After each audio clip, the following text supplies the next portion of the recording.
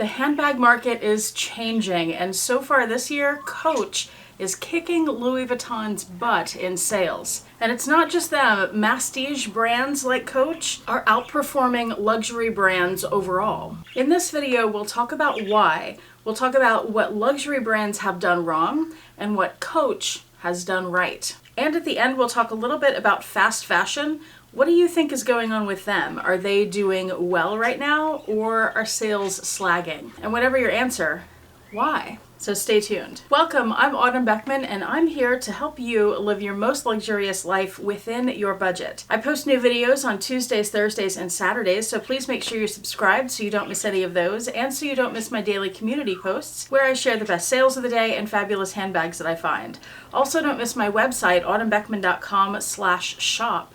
That is where you'll find handbags and accessories that I have for sale, as well as the My Handbag Collection Organizer, which are planner pages that I've designed to help you organize and curate your handbags and your life. The heart of which is the item tracker page, where you can record everything you'd want to know about your handbags and small goods. I also have purchase trackers, pages that help you track different ways you use your handbags and other items, calendar pages in a variety of formats so you can figure out what works best for you, project planning pages, and so much more. Luxury YouTubers have been saying for years, and for a variety of reasons, that luxury is dead. And you know what? They're wrong. Luxury is not dead. It is, however, in a temporary slump, and that's primarily due to economic factors that can be traced back to COVID. Yes, we are still dealing with that. We will be dealing with the global effects of COVID. We don't even know what all of them are because they are so wide-ranging and deeply rooted. But we'll be dealing with that for years to come. And the downturn of the global economy is one of the most obvious challenges that we're facing. Most of us either have less to spend on things like handbags right now, or we're just choosing not to spend and to save more instead due to these uncertain times. And many luxury handbag consumers are kind of showing a backlash to the luxury brands because of the wild price hikes we've seen in the last several years, declining quality on some products that we've perhaps seen even longer, various scandals like Balenciaga and Dior, and some recent speculation about whether these bags are actually made where these companies say they're made. And due to all of these factors, and probably others as well, fashion houses like Louis Vuitton and Gucci and Chanel, and yes, even Hermes, who had been doing very well, their sales have been lower so far this year than they projected. And that's led many of them to lower their expectations for the rest of the year. But I have some good news. My last video was called Why Spending $1,500 on a Bag is Smarter Than Spending $50 on a Bag. Well, I could have called this video Why Spending $500 on a Bag is Smarter Than Spending $1,500. Because these so-called masstige brands, which are basically brands that appeal to the masses, brands like Coach, they're reporting gains over their first quarter projections. So why is this? How could this be true? And I think it's because those of us who are interested in handbags, we still want to add more. But for all the reasons I just mentioned, we're buying less of the luxury brands, but apparently we are still willing to buy from brands like Coach,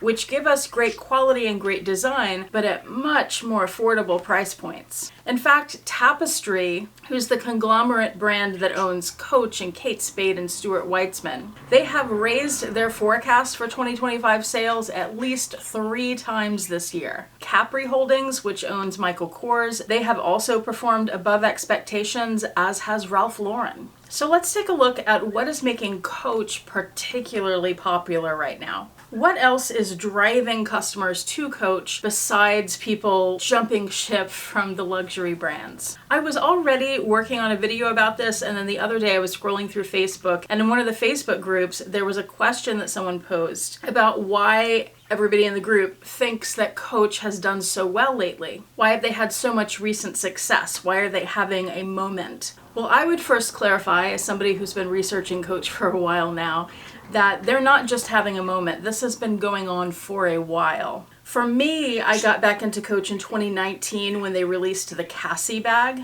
which is basically a more affordable option of the Louis Vuitton Pochette Métis, which was one of the most popular bags at that time. But really, I think Coach took this upturn when they hired Stuart Vevers, who's the creative director, back in 2013, and when they started doing New York Fashion Week shows in 2014. And especially when they introduced the Coach Rogue bag in 2016, which blew up. It was so popular and still is. But it was interesting to read through the comments on that Facebook post to see what other people were saying too. Several people mentioned how Coach has been targeting a younger audience. Now, they've been doing that since the early 2000s, but a lot of people who are current consumers feel like that's a new thing. It's really not. However, they are doing a great job with it, with their marketing, with celebrities they've chosen to represent the brand, with lots of influencers talking about Coach, with their environmentally friendly collections like Coachtopia, as well as designs that target younger audiences. And of course, Stuart Vevers, that's where I give my credit to this rise. He has just done amazing things with Coach. He has designed incredible bags. He also came up with Rexy, who I'm a fan of if you can't tell. Another big factor people mentioned was the price point for the styles that you get compared to luxury brands. So Coach has their own popular styles like the Rogue or like the Coach Tabby, which also blew up. More recently, the Empire bag has been really big, and the Brooklyn. And Coach comes up with their own designs, but they also do some designs that pull inspiration from luxury houses. So you can get the look for less, like the Coach Cassie. And a lot of people feel like the quilted tabby is a good, much more affordable alternative to the Chanel flap bag. And similarly, people talk about how you can get quality at such a great price compared to the luxury brands. Someone mentioned that you could get an alligator Rogue bag for $5,000, whereas an Hermes Birkin and Croc, I don't even know what those cost. Upwards of $50,000? Somebody let me know in the comments. And someone made a great point too, that you can get brand new Coach bags cheaper than you can get a beat up Preloved Louis Vuitton bag. Now I will say, that is not always the case. You can definitely get some decent quality Louis Vuitton bags, like a Speedy for example, for less than some Coach bags. But generally what that person said is true. Coach also offers so much variety. There's something for everyone there. You have those youthful bags, but you also have pieces that are more classic.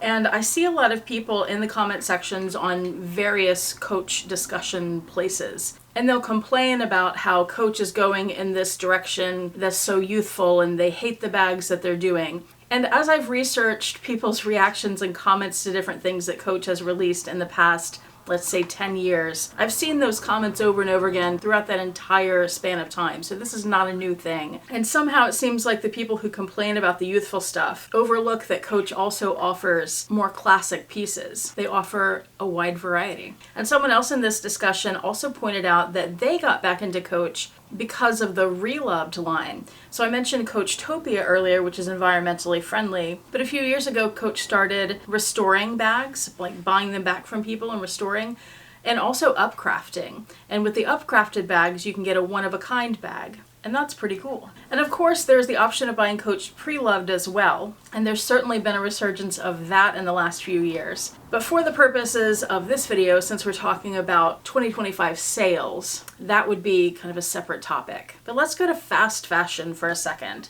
I asked at the beginning, do you think fast fashion is doing well? And I'm talking about places like Zara or H&M. Do you think they're doing well right now? Or do you think they're not? Well, the answer is they're not. They've seen declining sales, and here's why. Places like that have set themselves up to have a customer base who doesn't want to pay much for what they sell. But with recent economic demands and with global trade issues like the American tariffs, these brands have needed to start raising prices, having fewer sales, and that means customers need to pony up more money. And they're not willing to do that for these items. Those aren't places that I shop, but that doesn't surprise me at all. And I wonder if any of you shop there, if your spending with them has changed. And has it changed with luxury brands or with contemporary brands? Have you seen a shift in yourself where you used to buy more luxury and now you buy more contemporary, or vice versa? Or is it the same to you? What brands are you most drawn to right now? Let me know in the comments section below. And there was an article I read on this topic that had a quote I thought was very interesting. It said, if people have money and see something tempting, they'll spend. People don't always behave how they say they will. And I thought that was interesting because I see a lot of comments about people complaining about luxury and saying, I'm not going to buy from that brand anymore, but then they do. Or people saying, I'm not going to spend right now for XYZ reason, but then they do. So how do you feel about that quote in relation to yourself or to others? I'd be curious to hear your take on it. Thank you so much for watching. I do appreciate it. Hope to see you back here next time, and I hope you have a fantastic day. Bye.